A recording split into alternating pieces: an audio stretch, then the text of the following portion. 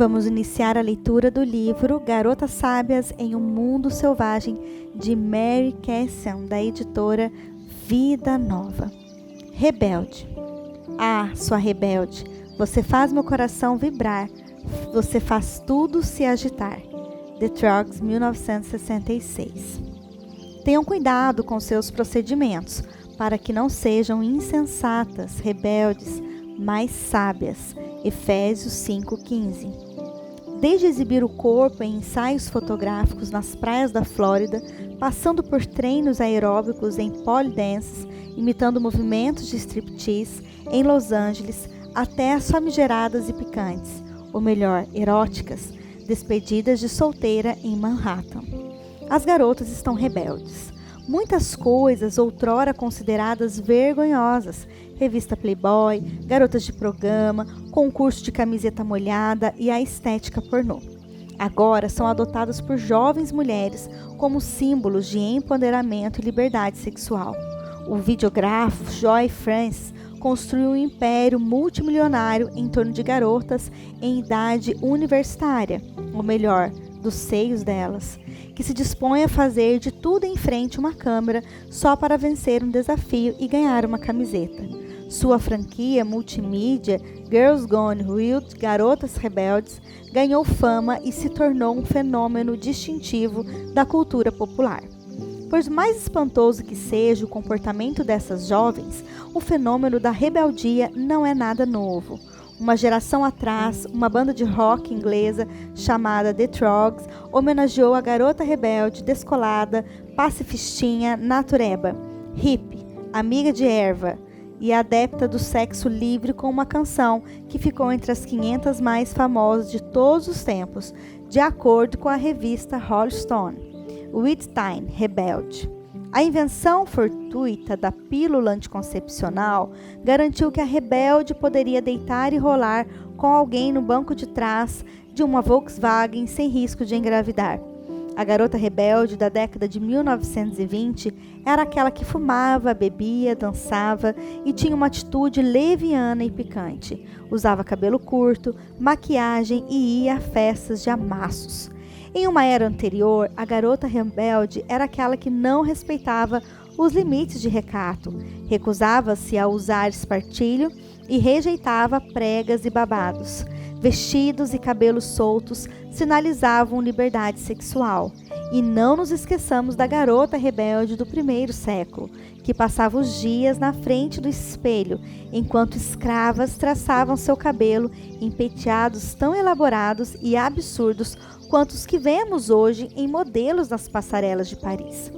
Isso significa que toda mulher que segue as últimas tendências é uma garota rebelde? E se tivéssemos uma máquina do tempo e pudéssemos transportar uma garota rebelde do passado para a nossa era, será que ela ainda seria considerada rebelde, uma vez que não exibe os seios diante das câmeras? A rebeldia de uma mulher é determinada apenas pela medida em que ela é uma diva da moda? Ou pela medida em que ela testa os limites daquilo que é considerado culturalmente aceitável? Embora aparências e comportamento sexual certamente sejam aspectos da rebeldia de uma mulher, a Bíblia ensina que há muito mais coisas envolvidas. Também ensina que o comportamento de garota rebelde não se restringe a mulheres jovens e solteiras. Uma mulher pode ser uma garota rebelde em qualquer etapa da vida. É fácil para nós que somos mais velhas nos distanciarmos das periguetes universitárias que ficam mandando nudes pelo celular ou que se expõem para câmeras ou participam de lutas na lamas em bares, como porcas em um chiqueiro, ou ficam com outras garotas apenas para excitar os rapazes ou adotam um estilo de vida que emula o seriado Sex and the City, com vários parceiros. É fácil balançar a cabeça, olhar com desprezo e com ar de superioridade, condenar as rebeldes. É fácil nos convencermos de que, se não somos jovens ou solteiras, se não temos um comportamento atrevido, não seguimos a última moda e temos uma medida de recato. O rótulo de garota rebelde não se aplica a nós. Na verdade, não são apenas as jovens solteiras e espalhafatosas que se encaixam na categoria de rebeldes. De acordo com as Escrituras, há uma medida de garota rebelde em todas nós. Nunca me esquecerei de uma senhora de 70 anos que veio me procurar depois de uma palestra com lágrimas correndo em seu rosto e disse: "Vim esta palestra em busca de algumas ideias para ajudar minha neta, mas percebi que eu sou a garota rebelde." O contraste entre rebeldia e sabedoria. Neste livro, quero fazer um contraste entre as atitudes e os comportamentos da garota rebelde e da garota sábia. Tenho 2 motivos para isso. Primeiro, espero que você desenvolva maior discernimento espiritual a fim de identificar a diferença entre rebeldia e sabedoria ao falarmos de atitudes, formas de pensar e comportamentos corretos e bíblicos para mulheres. Segundo, peço a Deus que essa consciência ajude você a dizer sim para os conceitos de feminilidade estabelecidos por Deus e dizer não para a tremenda pressão de se conformar aos padrões do mundo e às tendências pecaminosas do seu coração. Em última análise, meu objetivo é que você se torne mais biblicamente perspicaz e piedosa em seu modo de pensar e em sua conduta nos relacionamentos com homens. Como o título deixa claro, quero que você torne uma garota sábia em um mundo rebelde. Características de mulheres rebeldes e de mulheres sábias são mencionadas inúmeras vezes nas Escrituras, mas talvez o livro em que elas aparecem mais nitidamente seja Provérbios. Nessa coletânea de escritos, Salomão, o pai sábio, adverte seu filho repetidamente para que fique longe de mulheres rebeldes. O autor investe cerca de 65 versículos para descrever esse tipo de mulher, ou seja, fala mais dessa figura do que de qualquer outra, mais inclusive do que da sabedoria personificada. Em Provérbios 31, a mãe do rei Lemuel dá alguns conselhos sobre como identificar uma mulher sábia e se casar com ela. Não se preocupe, pois essa não vai ser outra apresentação da mulher de Provérbios 31. Todas nós já ouvimos um bocado de coisas sobre esse assunto. Minha abordagem é bem diferente. Pretendo instruir por meio de contraste. Deixe-me explicar. Quando Matt, meu filho do meio, jogava futebol americano, ele tinha um par de calças brancas que usava nos treinos. Brancas. Me poupe. Uma vez que Matt sempre foi muito ativo e cheio de iniciativa, ele chegava em casa com as calças cobertas de manchas de terra, grama e sangue. Calça de treinos brancas. Brancas. Cabia a mim aplicar diversos produtos para remover manchas, deixar as calças de molho e esfregá-las para que estivessem limpas no próximo treino. Brancas. Não consegui descobrir quem foi o gênio que escolheu a cor. Com algum esforço e muitas imprecações sussurradas, entre dentes cerrados, conseguia manter limpas as calças de treinos de Matt. Então você ficou impressionada? Eu me achava o máximo e até pensei em oferecer meus serviços para um comercial de sabão em pó, mas há branco e branco. Lá pela metade do semestre, quando Matt rasgou as calças de uma forma que não dava para consertar, coloquei as novas ao lado das velhas e descobri que as velhas não estavam nada brancas. Comparadas com as novas, estavam totalmente encardidas. A comparação destacou a diferença. Esse livro trata da garota rebelde típica de acordo com a descrição bíblica. A maior parte de sua história se encontra registrada em Provérbios 7. A tática de ensino predileta e mais eficaz empregada por Jesus era a parábola. Vemos o pai sábio em Provérbios usar esse mesmo método ao instruir o filho para que ficasse longe de mulheres rebeldes. Meu objetivo aqui é esmiuçar o relato de Provérbios 7 sobre a típica mulher rebelde e contrastar suas características com a típica mulher sábia. Como as calças velhas de treino de meu filho, ao lado das calças novas, é o contraste entre a rebeldia e a sabedoria que torna mais nítida a diferença. O conto de advertência de Provérbios 7 descreve uma garota rebelde típica para os propósitos da narrativa. O autor a retrata como uma jovem casada e aparentemente comum que você poderia encontrar na igreja de seu bairro. No entanto, ela apresenta toda a gama possível de mulheres Jovens, idosas, solteiras, casadas, divorciadas, viúvas, sem filhos, mães, adolescentes, avós, etc. O relato não se concentra em sua idade ou seu estado civil, mas sim nas características rebeldes que ela exibe. Como você verá em breve, essas características podem se manifestar em uma mulher de qualquer idade, estado civil ou momento de vida. Antes de mergulharmos no texto, quero despertar sua imaginação para que você visualize essa história se desenrolando em seus arredores. Talvez na vida de alguém que você conhece ou mesmo em sua vida. Se alguém expusesse o conto de advertência de Provérbios 7 sobre a garota rebelde em nossos dias, talvez ele se desenrolasse da seguinte forma: História de uma garota rebelde moderna. Ela estendeu o lençol de cetim sobre o canto do colchão. Fazia semanas que a tensão sexual só crescia. Os olhares, as brincadeiras, as insinuações. Havia começado de forma inocente. Os dois tinham se oferecido para trabalhar como voluntários no importante musical de Páscoa da igreja em Nova York, onde moravam. Ela dirigia a equipe dos bastidores e ele era contra a regra.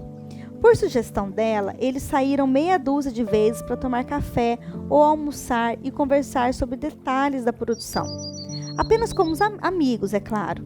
Encontraram-se em uma cantina aconchegante no centro da cidade, em um lugar informal, com aquelas cortininhas vermelhas xadrez, mesas iluminadas por antigas garrafas de vinho, que agora serviam de castiçais para velas, música suave e comida italiana deliciosa. A produção chegou ao fim, mas os almoços não. A adrenalina da conquista era irresistível. Além do mais, ele a ouvia com tanta atenção, ele a fazia rir, ele a compreendia, ele se identificava com suas necessidades afetivas e havia algo mágico entre eles. O coração dela a acelerou. Ela afofou os travesseiros, ajeitou as velas aromáticas de canela e espalhou pétalas de rosa sobre a cama. Colocou uma música de fundo, escondeu o retrato de seu casamento dentro da gaveta e foi ao banheiro para terminar de se arrumar. Olhou de relance para o relógio. Em poucos minutos, seu marido aterrissaria em Seattle, onde passaria a semana inteira em um congresso. Era o momento perfeito. Com todo cuidado, escreveu uma mensagem de texto. Vou me sentir sozinha se não tiver com quem sair hoje à noite depois do culto. Fiquei sabendo que é noite da Toscana na cantina. Sua face ruborizou de expectativa. Será que ele aceitaria o convite? Claro que sim. Ela o havia fisgado com um peixe no anzol. Era chegada a hora de puxar a linha. Retocou o cabelo e a maquiagem, aplicou um pouco de perfume e deu um passo para trás a fim de avaliar o visual completo. Simples, mas sensual. Calças justas, sapatos de salto e uma blusa de alças. Muito decote para ir ao culto. Pegou um suéter no armário, poderia tirá-lo a caminho da cantina. Ela se sentiria quente demais vestindo um agasalho. Um pequeno sorriso malicioso surgiu em seus lábios. Sim, ela se sentiria quente. Ao chegar à igreja, passou os olhos pelo grupo reunido na entrada. Lá estava ele. Ela se aproximou o suficiente para atrair sua atenção. Sabia o que estava fazendo. Jogou o cabelo para trás, olhou de lado. Ninguém além do alvo pretendido notou o convite secreto. Ficava arrepiada ao ver o efeito que causara nele. Esperou até que o rapaz se sentasse e então escolheu um lugar em que ele não pudesse deixá-la de vê-la. A série de pequenos gestos durante o culto foi pura sedução. Ela acariciava a nuca, curvava-se para pegar a caneta quando caía, passava um dedo na língua antes de virar a página. Cada movimento foi calculado como peixe no anzol. No corredor, quando estava saindo, ela esbarrou nele de leve para fazê-lo sentir sua pele. Mais um olhar sedutor, mais um movimento do cabelo. Em breve, o peixe estaria dentro do barco. Ela o esperou na esquina do estacionamento da cantina. Depois de minutos que apareceram uma eternidade, ele chegou vindo de direção de seu escritório. Esqueça a Toscana. Esse era o momento tão esperado. Não deixaria escapar, agarrou pela camisa, puxou para junto de si e o beijou com firmeza. Deu para perceber que a tentação era real para ele. Algumas palavras suaves e elogios, e os últimos vestígios de resistência se evaporaram. Graças a Deus por ter colocado você em minha vida. Você é a resposta de oração. É o único que me entende, o único com quem eu posso conversar. Você é incrível. Sinto-me tão feliz e segura ao seu lado. Finalmente encontrei alguém em que posso confiar. Vamos para minha casa. Meu marido está do outro lado do país e só voltará no fim do mês. Não aguento mais ficar sozinha naquela casa imensa. Preciso de você. Quero passar a noite em seus braços. Suas palavras sedutoras atingem o alvo em cheio. Ela o beija novamente com ardor. Ele começa a ofegar com as mãos estremecendo. Ela dá um passo para trás e mostra as chaves do carro. Trocaram um longo olhar. Ele hesita por apenas uma fração de segundo, mas logo pega as chaves do carro, abre a porta para a moça e os dois seguem a caminho da casa dela. Ele não era o primeiro e não seria o último. Embora ela não fosse mais solteira, tinha um histórico de relacionamentos passageiros com homens. Consequências? Não queria pensar nelas. Estava inteiramente envolta no momento presente, na busca por preencher o vazio em seu coração. Não seja insensata, mas sábia. Essa versão moderna de Provérbios 7 parece conhecida? Ao longo dos anos no ministério com mulheres, houve centenas de variações nos detalhes, mas o enredo básico geralmente é o mesmo. Início da ação. Garota vê um garoto. Garota conclui que aquele garoto suprirá suas necessidades. Garota seduz e conquista o garoto. O clímax. A situação toda vem à tona e a vida da garota desmorona. Final da ação. Garota não encontra o que estava buscando. Garota sofre em meio aos causas, consequências emocionais, espirituais e relacionais. Desfecho. Garota reprime a dor e começa a procurar outro garoto. Tenho minhas suspeitas de que a maioria de vocês viu ou ouviu falar de vidas que sofreram grandes estragos em razão desse enredo. Talvez os estragos tenham sido em sua vida.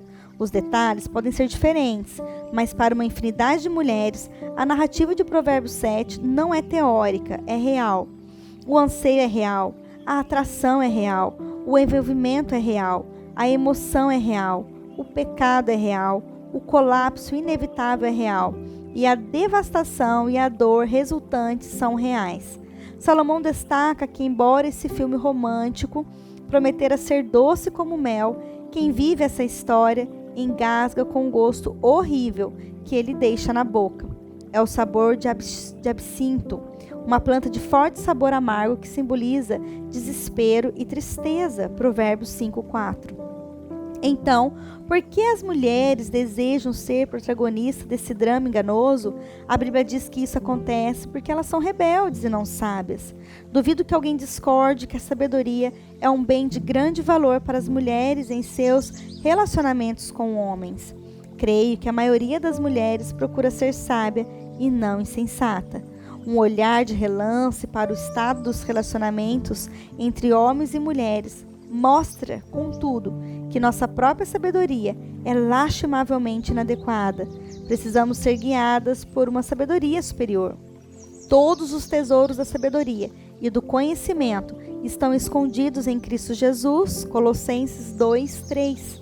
Portanto, se desejarmos ser sábias nos relacionamentos com o sexo oposto, precisamos alinhar nossos pensamentos e nossas ações com os de Jesus.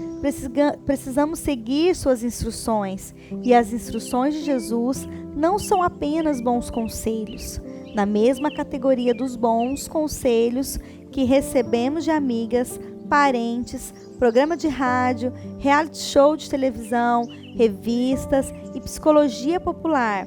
A Bíblia diz que a instrução do Senhor é perfeita, restaura a alma, é confiável. É o que dá sabedoria à mulher. Salmo 19:7. Uma garota sábia é uma mulher que assumiu um compromisso com Jesus e se fundamenta nas Escrituras para entender qual deve ser sua conduta nos relacionamentos com homens. Quem é então a garota rebelde? A rebeldia é o exato oposto da sabedoria. O coração da mulher sábia a inclina para a direita, mas o coração da mulher rebelde a inclina para a esquerda. Eclesiastes 10:2. Rebeldia e sabedoria tomam rumos distintos. Este livro equipara rebeldia com o que as Escrituras chamam de insensatez, inconstância, maldade, ignorância ou imprudência. Em Provérbios 1:22, o sábio fala de 3 tipos de pessoas às quais falta sabedoria: os simples, os tolos e os zombadores. Os 3 termos hebraicos têm como foco deficiências morais e não intelectuais. O primeiro termo retrata a mulher rebelde como uma pessoa apática ou obstinada, que não tem disposição de aprender ou de fazer o que é certo. O segundo termo a retrata como uma pessoa que resiste à instrução e aos padrões de Deus para a moralidade. O terceiro mostra que ela é temerária, insolene e revoltada. A garota sábia depende da palavra de Deus para guiar sua conduta. A garota rebelde não. Emily me procurou durante um congresso. Queria saber como resolver o dilema de seu envolvimento amoroso com o irmão de seu marido. Seu menino de 7 anos não era filho de seu marido, mas do homem que ela chamava de tio. Emily sentia desprezo pelo marido e queria começar uma vida nova com seu amante, mas temia as consequências inevitáveis.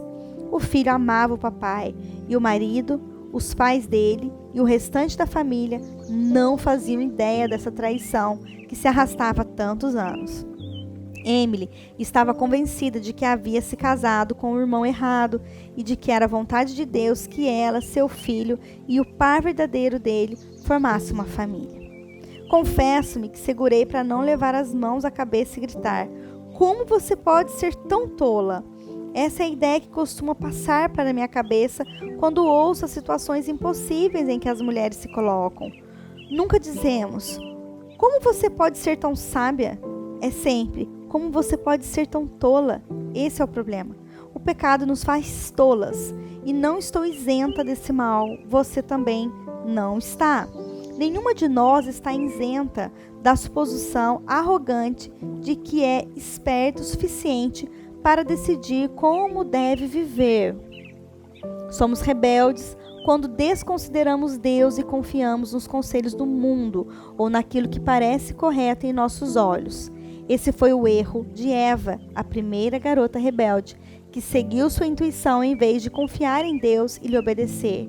Ela caiu na conversa enganosa de Satanás. Gênesis 3, de 1 a 5. O maligno a convenceu de 3 coisas. Primeiro, os caminhos de Deus têm restrições demais. Foi isso mesmo que Deus disse? Segundo, ela não sofreria consequências negativas se fugisse do plano de Deus. Vocês certamente não morrerão. Terceiro, ela não devia permitir que outros lhe negassem alguma coisa. Quando comeram, seus olhos se abrirão e vocês serão como Deus. Eva caiu na armadilha de pensar que tinha o direito de julgar por si mesma os méritos do fruto proibido, em vez de simplesmente aceitar o que Deus havia dito. Do seu ponto de vista, o fruto parecia atraente, agradável aos olhos, inofensivo, bom para comer e incrivelmente promissor, desejável para tornar sábio.